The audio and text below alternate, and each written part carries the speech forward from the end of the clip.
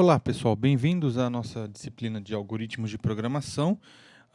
E nessa aula a gente vai falar um pouquinho sobre as estruturas de repetição, no caso o laço while, e dentro da linguagem Python. Tá? A gente vai aplicar a estrutura de repetição dentro da linguagem Python, como vamos ver aí a sintaxe na linguagem Python, mas essa estrutura de repetição, da mesma forma que as outras estruturas que vimos nas aulas passadas, elas estão presentes em todas as linguagens de programação. Bom, nós vimos uma estrutura sequencial já, né? Aqui só relembrando, vimos uma estrutura sequencial, onde o código e o fluxo de execução do nosso programa vai de cima para baixo, da esquerda para a direita, o interpretador da linguagem vai lendo o nosso código linha a linha, executando de cima para baixo. Nós vimos a estrutura de seleção, trabalhando aí com o bloco de código if else, elif e assim por diante, onde a gente tem uma estrutura sequencial, o interpretador vai lendo o nosso código linha a linha, e quando ele chega nessa estrutura condicional ou de seleção, ele pode direcionar o fluxo para um bloco de código, se essa condição for verdadeira, ou se a condição for falsa, vai direcionar o bloco de código para uma outra estrutura, que seria o else, por exemplo. Então, if a condição for verdadeira, executa um bloco de códigos else, se não, um outro bloco de código. E aí a gente pode ter essas estruturas de forma encadeada, né? O if, elif e assim por diante. Isso na linguagem Python e em outras linguagens também. No caso da estrutura de repetição, o que a gente quer é repetir um trecho de código de acordo com algum tipo de condição. E a gente chama isso também de laço ou interativo, ou um laço iterativo e assim por diante. Então a gente tem a nossa estrutura sequencial, linha a linha, vai sendo interpretado o código, e aí chega na nossa estrutura de repetição. Essa estrutura de repetição, ela vai ter uma condição. Se essa condição for verdadeira, vai ser executado um trecho de código, que é o loop. Finalizando esse trecho de código, é avaliada novamente a condição. Se essa condição permanecer verdadeira, aquele mesmo trecho de código é executado novamente. Ou seja, este trecho de código, dentro da nossa estrutura de repetição, será executada quantas vezes essa condição que está sendo avaliada for verdadeira. No momento que a condição se tornar falsa, então o fluxo de execução do nosso código vai para depois da estrutura de repetição. Tá? Essa aqui, então, um fluxograma, né? Aqui vocês podem ver aqui um fluxograma demonstrando esse tipo de situação, como que a gente representa num fluxograma a nossa estrutura de repetição. Essa estrutura de repetição, laço, loop e iterativo, ela vai nos ajudar a resolver uma série de problemas, principalmente quando a gente quer executar um trecho de código várias vezes, mas também pode trazer alguns problemas, né? A gente pode, se não tomar cuidado com a condição, a gente pode cair num loop infinito. E loop infinito significa que o nosso programa travou, ele não vai seguir a execução, ou seja, ele vai ficar preso aqui dentro eternamente. Então a gente tem que tomar cuidado com as nossas condições aí, com as nossas expressões aí, para que elas possam ser validadas corretamente. Na linguagem Python, particularmente, o Python ele classifica as estruturas de controle de interação em duas formas. Ou no loop definido, ou loop for, ou seja, uma estrutura de repetição definida, ou o famoso loop for, que é quando a gente sabe previamente quantas vezes aquele trecho de código que vai ser executado, ele será executado. Ou seja, nesse loop definido, a gente tem certeza que aquele trecho de código pode ser executado no máximo X vezes. Ou o loop indefinido. O loop indefinido significa que nós não temos certeza, no momento da implementação, quantas vezes aquele trecho de código vai ser executado até que a condição se torne verdadeira. Tá? E esse loop indefinido, que é o que a gente vai ver agora, é o chamado while. tá? Então, o while é o que define esse tipo de loop indeterminado, esse loop indefinido. E essa daqui é a sintaxe do while. Tá? Ele é bem fácil, né? Bem parecido ali com as outras sintaxes do Python. Então é o seguinte, a gente coloca a palavrinha reservada while, uma condição, e essa condição tem que retornar true ou false, ou seja, deve ser uma condição booleana, 2 pontos, e o bloco de instrução identado, que será executado caso essa condição seja verdadeira. Ou seja, se essa condição aqui for verdadeira, esse trecho de código é executado. Esse laço while, né, traduzido aí para o português, é o enquanto, ou seja, enquanto esta condição for verdadeira, este trecho de código será executado. No momento que essa condição de se tornar falso, o bloco de código não vai ser executado. Vamos ver um exemplo aqui. Ó. Então a gente tem aqui a declaração de uma variável x igual a 1, inicializando x com 1, enquanto x menor ou igual a 3, é a nossa condição, vamos printar x. E depois, x vai receber x mais 1, ou seja, a gente vai incrementar o valor do x.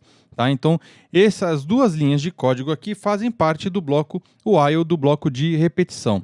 E aí, aqui do lado, nosso testezinho de mesa para verificar aqui o que está acontecendo. Então, ó, a primeira interação, no começo da execução do nosso código, x está valendo 1, que é o que a gente colocou aqui. X menor ou igual a 3, essa condição x menor ou igual a 3 é verdadeiro? É, porque 1 é menor ou igual a 3. Então, será impresso 1, né, que é o valor do x. E aí, x igual a x mais 1. Terminou, né, x que vale 1, vai receber x mais 1. Então, ou seja, 1 mais 1, 2. Então, x passa a valer 2. Terminou o nosso loop, esta execução do loop da nossa estrutura de repetição e volta aqui para verificar a condição. Agora, x está valendo 2. 2 é menor ou igual a 3? É true. Então, executa novamente esse trecho de código. Será impresso 2. X, que é 2, vai receber 2 mais 1. Então, x passa a valer 3. Terminou o bloco de código, volta aqui para o laço while. 3 é menor ou igual a 3? É, porque 3 é igual a 3. Então, true. Ó, x está valendo 3. 3 é menor ou igual a 3, true. Print 3, vai imprimir o valor do x. 3 é igual a 3 mais 1, então, ou seja, x vale 4. Volta para cá. X vale 4. 4 é menor ou igual a 3? False. Vai parar. E aí não vai imprimir nada, ou seja, para aqui a execução e o fluxo de execução segue aqui para frente. Tá? Então, esse é o nosso bloco while, a estrutura de repetição while, estrutura de repetição indefinida. Pode parecer estranho falar indefinido, mas ele é indefinido por causa justamente da condição. Não tem como determinar se essa condição, quando que essa condição vai ser verdadeira. É que nesse caso aqui, o nosso código aqui é bem simples. Temos 2 linhas de código, mas elas poderiam ser bem complicadas e poderia ter inclusive aqui uma expressão, uma equação para determinar o valor de x. E aí seria impossível de determinar aí qual que é o momento da parada do nosso while, tá? Vamos ver aqui um exemplo, que é o exemplo aqui, ó, dos números primos. Então a gente vai fazer o seguinte, ó. Nesse exemplo ele está pedindo o seguinte: os números primos são os números que são só divisíveis por 1 e por ele mesmo, tá? Então, ou seja, o número 2 tem apenas 2 divisores, 1 e 2, então, portanto, 2 é o número primo. 17 tem apenas 2 divisores, 1 e o 17, então o 17 também é primo. O 10 tem vários divisores, ó, 1, 2, 5 e 10, então o 10 não é primo. Então esse exercício aqui, esse programinha aqui, ele está pedindo para o usuário digitar o número N1 e o número N2, e o nosso código vai ter que dizer quantos números primos existem entre N1 e N2. Tá? E está sendo pedido aqui para escrever uma função que vai receber um número natural, e caso esse número natural seja primo, a função vai ter que retornar true e false caso contrário. Tá? Então vamos ver aqui como que fica esse código aqui dos números primos. Então aqui, ó, criei a funçãozinha aqui, main. Estou pedindo aqui para o usuário digitar o primeiro número, digitar o segundo número. Tenho aqui um contador aqui, que vai contar quantos números são primos. Ele começa inicialmente com 0. E aqui, olha o nosso laço aqui, ó, o nosso laço while. Enquanto n1 for menor ou igual a n2, o que eu vou fazer? Vou chamar a funçãozinha é primo, passando o n1, e essa função é primo vai retornar aqui um valor result. Se esse result for true, lembra que a função é primo retorna true se o número é primo, eu vou incrementar aqui o nosso contador de números primos. E aí, o n1 vai ser incrementado, n1 mais igual a 1. Tá? Então, aqui a nossa definição é que a gente vai percorrer todos os números de n1 até n2, então a gente vai fazer desse jeito o nosso laço. E a funçãozinha aqui é primo, ela funciona da seguinte maneira. Olha aqui, ó. Recebe o valor x, eu tenho aqui um contador de quantidade de divisores e um contador para o nosso laço, um controle aqui para o nosso laço. Então, que começa em 1, tá? A gente vai começar em 1. A ideia aqui é dividir o nosso número x por todos os números de 1 até x. Apesar de ter algumas definições matemáticas que a gente poderia chegar até a metade do valor de x, mas aqui eu não segui essa linha, tá? Então eu estou indo pelo caminho mais simples, que é pegar o nosso número x e dividir por todos os números de 1 até x. Então é isso que ele está fazendo aqui, ó. Novamente o laço while, nosso contador 1, enquanto o contador é menor ou igual a x, e lembra que ele começa em 1, o que eu faço? X, que é o número que a gente quer saber se é primo, módulo da divisão por count, que é o nosso contador aqui. Então, ou seja, qual que é o resto da divisão de x pelo contador. Se for igual a 0, significa que ele é divisível. E aí eu tenho aqui o meu contador de divisores, vai ser incrementado, né, se o nosso número x for divisível pelo contador. E aí, contador mais 1 está sendo incrementado, ou seja, a gente vai executar este laço de 1, que é o nosso contador, até o valor de x. No final, depois que executo o laço, depois que termina a execução do laço, eu tenho uma verificação. Se div, que é o número de divisores, for igual a 2, retorna true. Se não, retorna false. E aqui eu deixei um print só para vocês saberem o que está acontecendo aí, tá? Para vocês verem o que está acontecendo. Ou seja, aqui ele vai imprimir todos os números primos.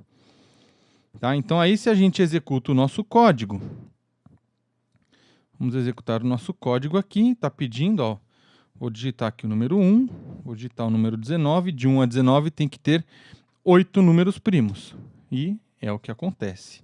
Se a gente colocar, por exemplo, aqui agora o 1 e o 20, continua tendo 8 números primos. Tudo bem? Agora, um outro exercício é o seguinte, é o exercício aqui da festa, né? Esse outro exercício para a gente treinar o nosso laço. Então aqui a ideia é o seguinte, no bar, os homens recebem um cartão de identificação com números ímpares e as mulheres recebem cartões de identificação com números pares. Aí tem um animador lá na porta da festa que ele vai verificar se existe uma proporção entre homens e mulheres. E o que ele vai fazer? Qual que é a ideia da proporção nesse caso aqui, dessa nossa festa? Se o número de homens for igual ao número de mulheres. Então, ou seja, se o número de homens for igual ao número de mulheres, os convidados da nossa festa é proporcional. Senão, eles não vão ser proporcionais. Então, aqui um exemplo. Ó. Se tivermos 6 convidados na nossa festa, ó, n igual a 6, e os cartões forem distribuídos da seguinte forma, 1, 2, 3, 4, 5 e 6, na saída a gente vai ter homens e mulheres proporcionais.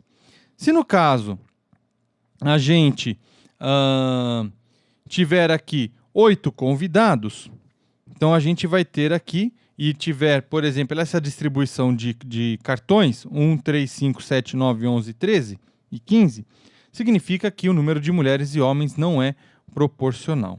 Tá? Então vamos ver aqui o código, para ver como que fica a nossa história. Tá? Então aqui Estou pedindo aqui para o usuário digitar a quantidade de números que serão lidos. Tem um contador aqui, 0, aqui, que começa em 0, que é o nosso contador aqui de cartões, ou seja, é o contador do anfitrião da festa, que ele vai contar ali quantos convites ele vai ler. Tem um contador de número par e um contador de número ímpar. Então aqui bem simples, ó, o nosso laço aqui, o while. Se o nosso contador for menor que n, ou seja, o número de convidados, então ele executa esse trecho de código. E aí ele pede aqui, ó, entre com o número do cartão. A gente tem aqui a nossa variávelzinha que armazena o número do cartão. Já aqui de cara já incrementei o contador. Pode ser no final do laço, pode ser no começo do laço. Aqui eu incrementei o contador já logo de cara. E aqui eu faço a verificação. Se o número do cartão, resto da divisão por 2, ou seja, se o resto da divisão por 2 do número do nosso cartão for igual a 0, significa que ele é par, né? Ou seja, todo número que é divisível por 2 tem resto 0, que é o que eu estou vendo aqui. Se não, ele é ímpar.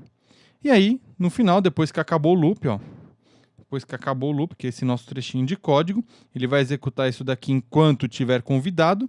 Eu verifico se o contador de números pares for igual ao contador de números ímpares, o número de convidados é proporcional. Se não, ele não é proporcional.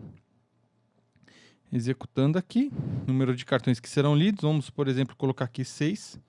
E aí a gente vai colocando os nossos cartões. Agora aqui é proporcional. Se a gente colocar aqui, por exemplo, vou colocar mais aqui. 1, 3, 5, 7, 8, 9. 23. E 78. Olha lá, não é proporcional. Tem mais números ímpares do que pares. Tudo bem, pessoal? Então, esse daqui é a nossa estrutura, um exemplo aí de estrutura de laço, do laço while, da nossa estrutura de repetição while. Beleza, pessoal? Falou, até a próxima.